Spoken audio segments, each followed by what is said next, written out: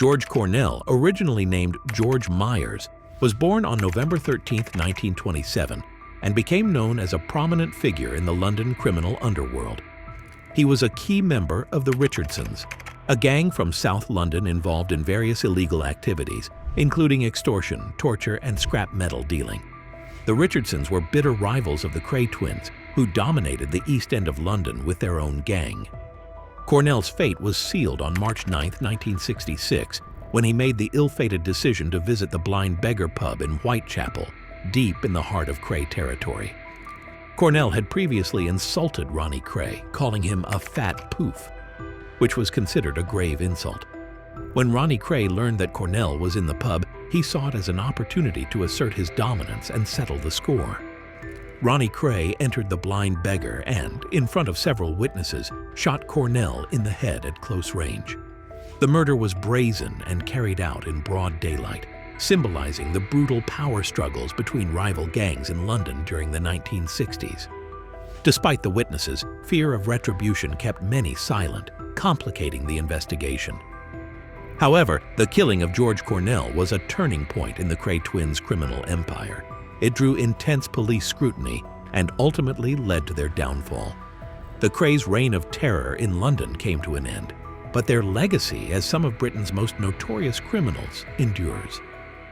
George Cornell, born in Hoxton, London in the early 1920s, came of age amidst severe economic hardship and social unrest.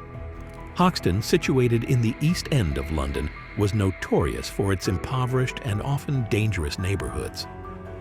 This area, scarred by the lingering effects of World War I and the emerging crisis of the Great Depression, was characterized by overcrowded slums, crumbling infrastructure, and a pervasive sense of hopelessness.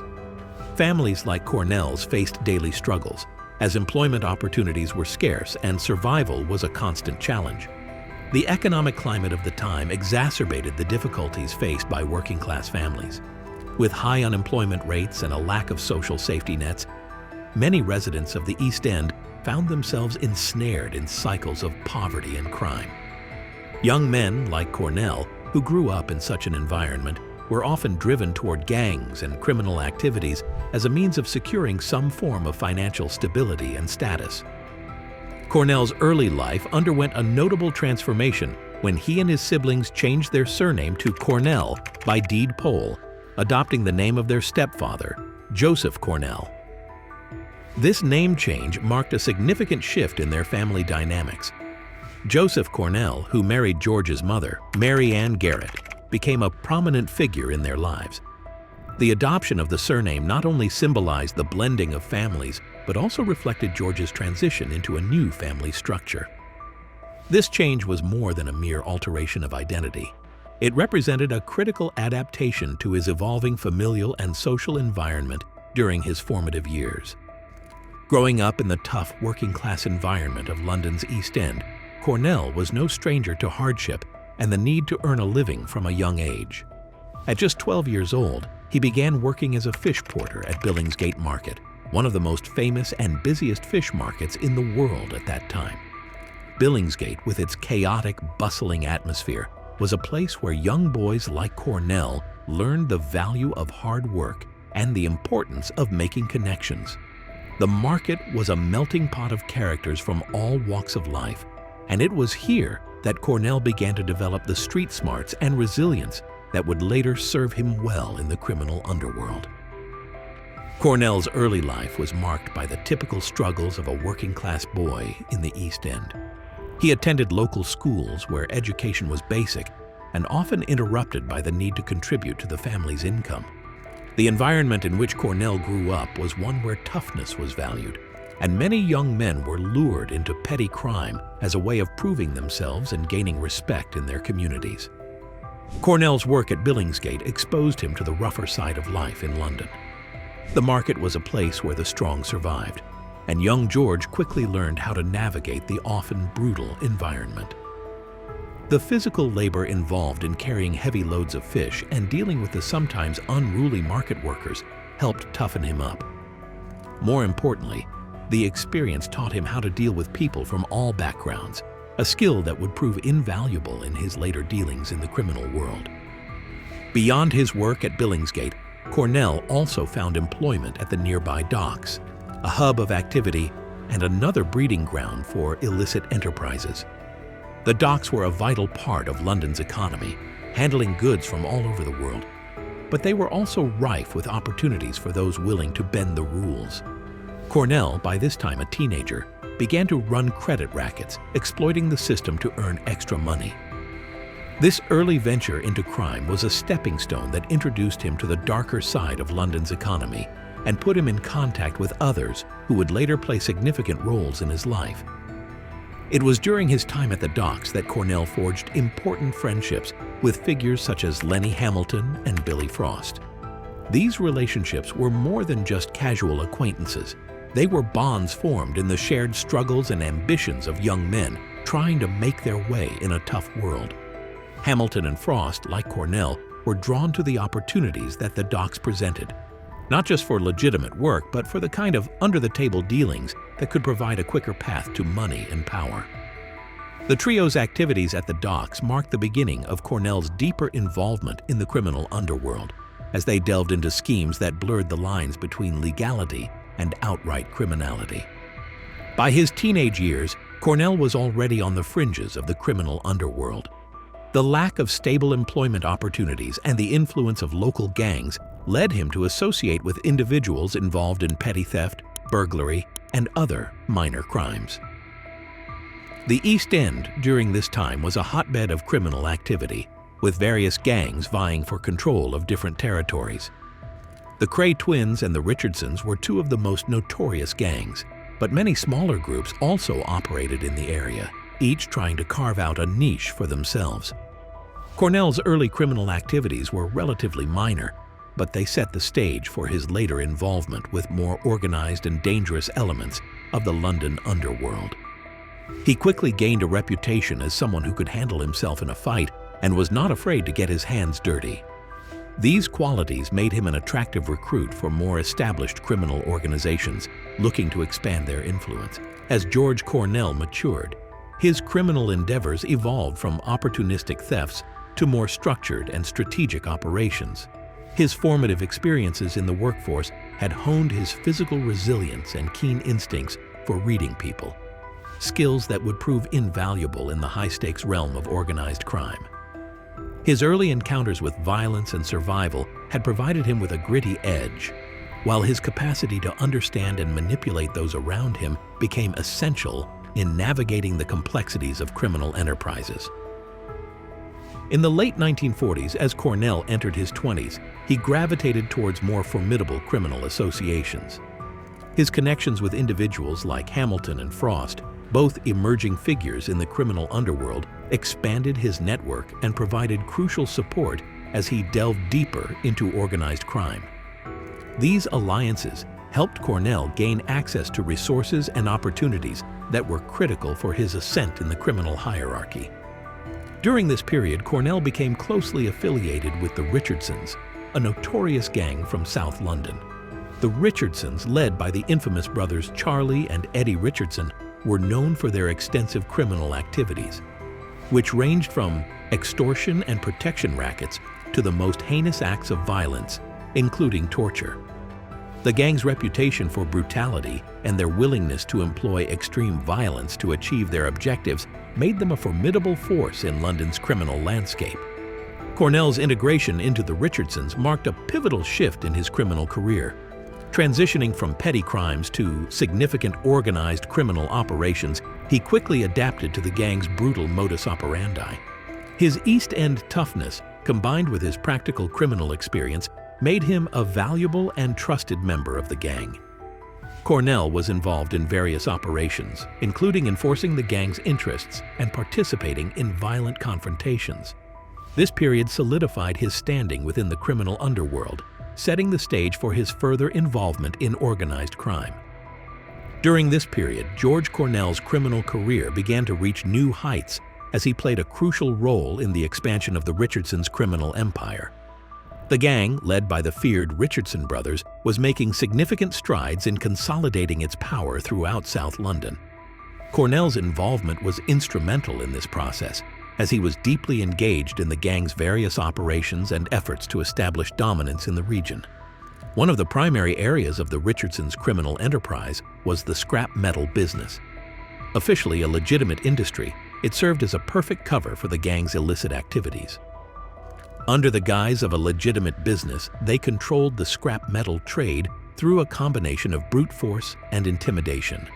Cornell was a central figure in this aspect of their operations, using his experience and ruthlessness to enforce the gang's control over the industry. His role involved not only overseeing the gang's interests, but also personally engaging in acts of violence and coercion to maintain their grip on the market. Despite his increasing prominence within the gang, Cornell was known for his discretion and low profile. Unlike some of his more flamboyant criminal counterparts, he preferred to operate behind the scenes. His unassuming demeanor and preference for staying out of the limelight helped him evade the attention of law enforcement for a significant period. This cautious approach allowed him to continue his criminal activities with a degree of security, even as the Richardsons' operations became more audacious and dangerous. Cornell's ability to navigate the criminal underworld with subtlety and effectiveness was a testament to his strategic acumen and deep understanding of the dynamics of organized crime. Cornell's criminal trajectory began on October 30, 1944, when he was convicted for stealing chickens. This initial offense was relatively minor, but set the stage for a pattern of criminal behavior that would follow him throughout his life. In May 1945, Cornell faced a more serious charge. He was convicted of garage breaking and larceny, resulting in a 3-year prison sentence. This conviction was a significant step up from his earlier offenses and highlighted a burgeoning pattern of criminal behavior. By 1950, Cornell, now known by his adopted surname, received his first major prison sentence under the name George Cornell. He was convicted at the Central Criminal Court for unlawful wounding and malicious damage, leading to a 15-month prison term. This case demonstrated Cornell's increasing involvement in violent crime. In 1951, Cornell faced further legal issues. He was fined for assault and willful damage, reflecting continued violent behavior and further evidence of his criminal lifestyle. The nature of these offenses indicated a growing propensity for violence and criminal disruption. Cornell's criminal activities continued into 1953. He was imprisoned for breaking into a shop and stealing items such as cigarettes and razor blades. This period also saw him assault 2 police officers and use abusive language, resulting in a 40-shilling fine. These offenses were part of a broader pattern of violent and disruptive conduct that marked his criminal career. In 1954, Cornell was again in trouble with the law, this time for malicious wounding. He was believed to have attacked a woman with a blade, further demonstrating his violent tendencies. This case added to his criminal record and highlighted the increasingly violent nature of his offenses. During the late 1950s, Cornell's criminal activities persisted. Specific details from this period are less documented, but his ongoing involvement in criminal enterprises during these years is consistent with his established pattern of behavior. In 1961, Cornell faced additional legal troubles, including charges related to assault and other criminal behavior. The specifics of these charges reflect his continued involvement in violence and criminal activities. Cornell's final known prison sentence occurred in 1963. This incarceration marked the end of a series of legal troubles that had become a defining feature of his life. His repeated offenses and stints in prison were a testament to his entrenched involvement in the criminal underworld. Throughout his criminal career, Cornell's repeated stints in prison were indicative of the broader challenges and risks associated with his lifestyle. His frequent encounters with the law were a direct result of his participation in violent and illegal activities, which ultimately shaped his life and legacy. Initially, Cornell was part of an East End gang known as the Watney Streeters. Over time, he became involved with the notorious Kray twins, Ronnie and Reggie Kray. One of the most pivotal connections in Cornell's early life was his relationship with Billy Wiltshire. Wiltshire was a cousin of the Kray twins and shared a similar criminal background.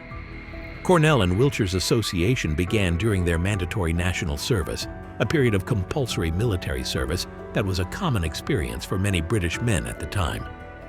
During their national service, Cornell and Wiltshire served together, which allowed them to forge a strong bond. This period of service was more than just a military obligation. It was a formative experience that shaped their characters and provided them with a sense of discipline and camaraderie. For many men of their generation, national service was a rite of passage that prepared them for civilian life and introduced them to a network of contacts that could be valuable in their future endeavors. Serving alongside Wiltshire during national service played a crucial role in Cornell's eventual connection to the Kray twins. The discipline and organizational skills learned during this period were instrumental in shaping Cornell's approach to criminal activities.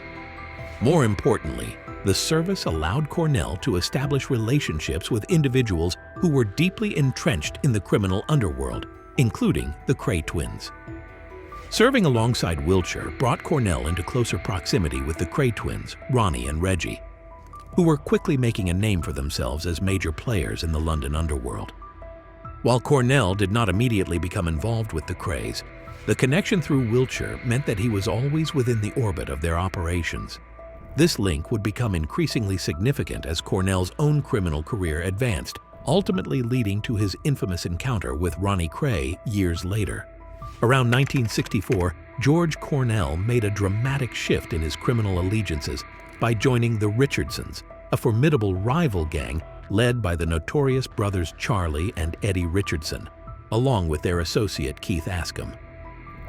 This transition marked a significant turn in Cornell's criminal career, as he moved from his previous affiliations to become a key player in one of London's most feared criminal organizations. Within the Richardsons, Cornell took on a crucial role as an enforcer, working alongside the notorious Mad Frankie Fraser. His responsibilities included managing the gang's negotiations and interactions with their chief rivals, the Kray twins. These meetings, often held in notorious establishments such as the Grave Maurice pub, were a battleground for negotiation and intimidation as both gangs vied for control of London's criminal underworld. Cornell's shift to the Richardsons also meant stepping directly into the crosshairs of the Krays, who dominated the East End and were locked in a bitter struggle with the Richardsons for supremacy. The rivalry between the two gangs was notorious for its violence and intensity, as both sides engaged in brutal tactics to undermine and outmaneuver each other. Cornell's elevated status within the Richardsons made him a prime target for the Krays, who were determined to eliminate any threats to their dominance. As the conflict between the Richardsons and the Krays escalated, Cornell's role became increasingly perilous. The gang wars of the era were marked by a series of violent confrontations, and Cornell's involvement placed him at the forefront of this bloody struggle. His growing reputation and strategic position within the Richardsons only intensified the danger he faced as the Krays sought to assert their control by targeting key figures like Cornell. On March 9, 1966, George Cornell found himself in a tragic confrontation that would end his life. That evening, Cornell, accompanied by his friend Albie Woods, entered the Blind Beggar pub located in Whitechapel, East London. They ordered light ales and settled onto stools next to the bar, a seemingly ordinary start to what would become a fateful night. Around 8:30 p.m., the atmosphere in the pub shifted dramatically when Ronnie Kray, one of the infamous Kray twins, and his associate Ian Barry walked in. Cornell's reaction to the unexpected presence of Kray was notably sardonic. Upon spotting Kray, he reportedly smiled and said, "Well, just look who's here," a remark that hinted at the tension between the two men. The mood quickly escalated as Barry, in a display of intimidation, fired 2 shots into the ceiling of the pub. This act was a clear warning to the barmaid and the patrons present, signaling that something violent was about to unfold. Kray, known for his cold and calculated demeanor, approached Cornell with a calm, almost detached air. He produced a 9mm Luger pistol and, without hesitation, shot Cornell once in the forehead, just above his right eye. Cornell's reaction was immediate but grim. He slumped against a nearby pillar, the bullet having passed through his head. The severity of his injury was evident as he was quickly transported to a nearby hospital. Despite medical efforts, Cornell succumbed to his injuries around 3:30 a.m. the following morning, at the age of 38. His death marked a significant moment in the ongoing gang conflicts of London's underworld. The aftermath of the shooting was marked by a swift and chaotic response. News of Cornell's death spread rapidly throughout London, stirring up both shock and fear among those who were familiar with the violent world of the Kray twins and their rivals. Despite the fact that Ronnie Kray was identified by several eyewitnesses who saw him leave the pub in a composed manner, the police faced significant challenges in pursuing justice for Cornell. The witnesses, wary of retribution and entangled in the fearsome reputation of the Kray twins, refused to testify against him. Consequently, the authorities were forced to release Kray from custody, a decision that underscored the pervasive influence and intimidation tactics employed by the Krays.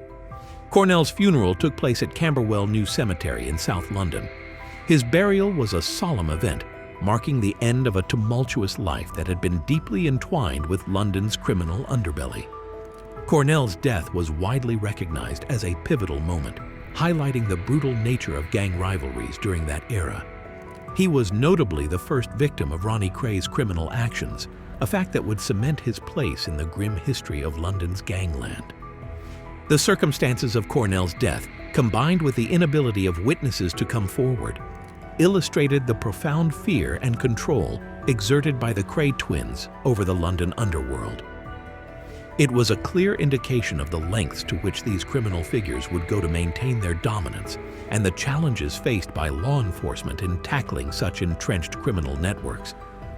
George Cornell's murder by Ronnie Kray became a significant event in the criminal history of London, reflecting the extreme violence and the pervasive atmosphere of intimidation that characterized the period. His life and death remain a stark reminder of the intense and often deadly rivalries that define the era's criminal landscape. Cornell's story is a reflection of the broader social and economic conditions that characterized the East End during the mid-20th century. His life, from a tough upbringing in a working-class neighborhood to his involvement in organized crime, illustrates the challenges faced by many young men in London during this time. His eventual demise at the hands of Ronnie Kray underscores the violent and precarious nature of the criminal world he inhabited, where rivalries were often settled with deadly force. On March 4, 1969, the criminal saga of the Kray twins reached a significant legal milestone. Ronnie Kray, one of the most notorious figures in London's criminal underworld, was found unanimously guilty by a jury at the Old Bailey for the murder of George Cornell. This verdict marked a critical moment in the criminal justice system's effort to hold the Kray twins accountable for their violent actions. Ronnie Kray's conviction was a result of a high-profile trial that brought to light the violent world of organized crime in London. The jury's decision was not only a reflection of the gravity of the crime, but also an indication of the growing resolve of the legal system to tackle the pervasive influence of criminal figures like the Krays. Ronnie's conviction for the murder of Cornell was a pivotal moment in a series of legal battles that would eventually lead to the downfall of both Kray twins. In addition to Ronnie Kray's conviction, his twin brother, Reggie Kray, faced justice for his own crimes. Reggie was found guilty of the murder of Jack McVitie, a crime that had occurred in 1967. McVitie, known as Jack the Hat, was killed as part of the Kray twins' efforts to maintain their dominance and settle scores within their criminal network. The verdict against Reggie Kray highlighted the ruthless and violent tactics employed by the Krays in their pursuit of power and control over London's underworld. Both Ronnie and Reggie Kray were sentenced to life imprisonment, a consequence that reflected the severity of their criminal activities and the impact of their actions on the victims and society at large.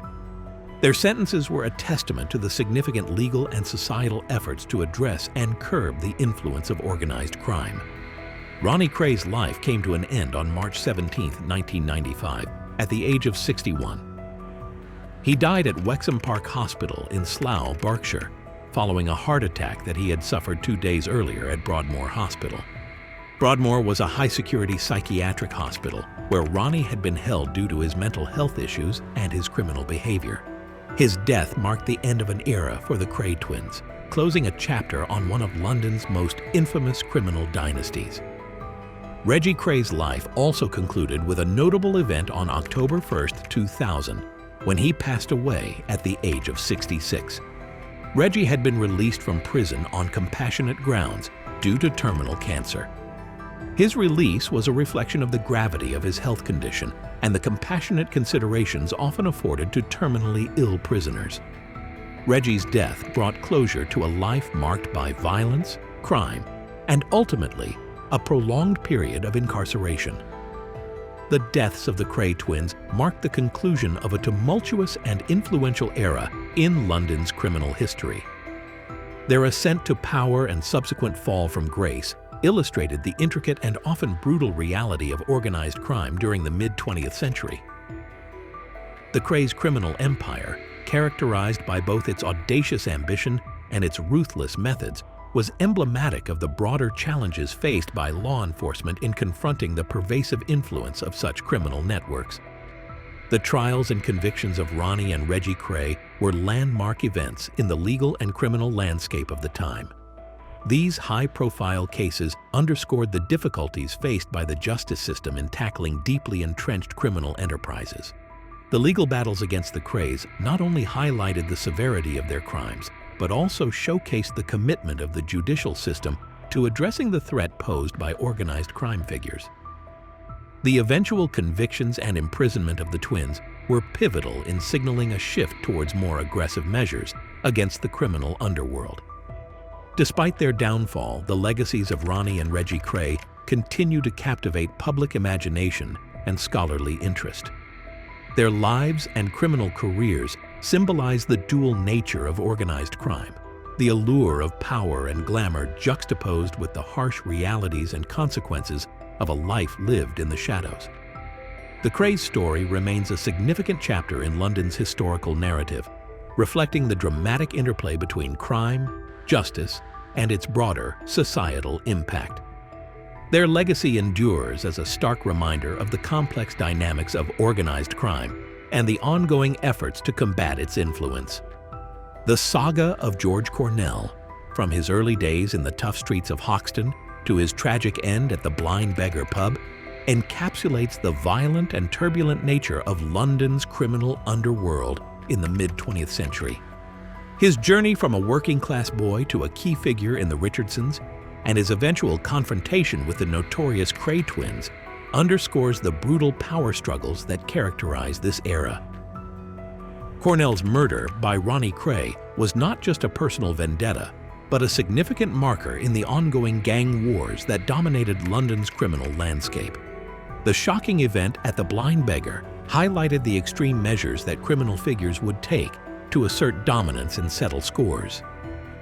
The subsequent legal proceedings and the eventual convictions of the Kray twins brought a measure of justice, but also underscored the pervasive fear and intimidation that had allowed such crimes to flourish.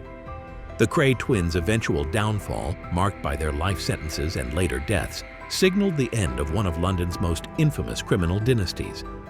Their rise and fall reflected the complex interplay between crime and justice, and their stories continue to be a compelling part of London's historical narrative.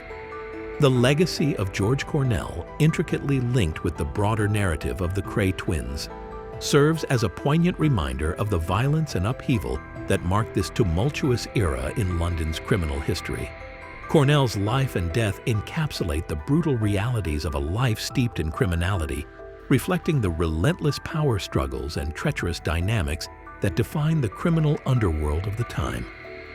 Cornell's story, interwoven with the rise and fall of the Krays, highlights the personal tragedies and violent conflicts that characterized the gang wars of the 1960s. His role as a significant figure within this brutal landscape underscores the harsh consequences faced by individuals who navigated the dangerous world of organized crime. The persistent and often deadly rivalries between gangs like the Richardsons and the Krays paint a vivid picture of the chaotic environment in which these criminal figures operated. Reflecting on Cornell's life and the broader implications of the gang conflicts, we see a narrative that is both a tragic personal saga and a crucial chapter in the annals of organized crime. His experiences, alongside those of the Kray twins, stand as a powerful testament to the enduring impact of crime on individuals and communities. The story of George Cornell and his entanglement with the Krays remains a compelling example of the dark influence of organized crime and the formidable challenges faced by law enforcement and society in addressing and mitigating its impact.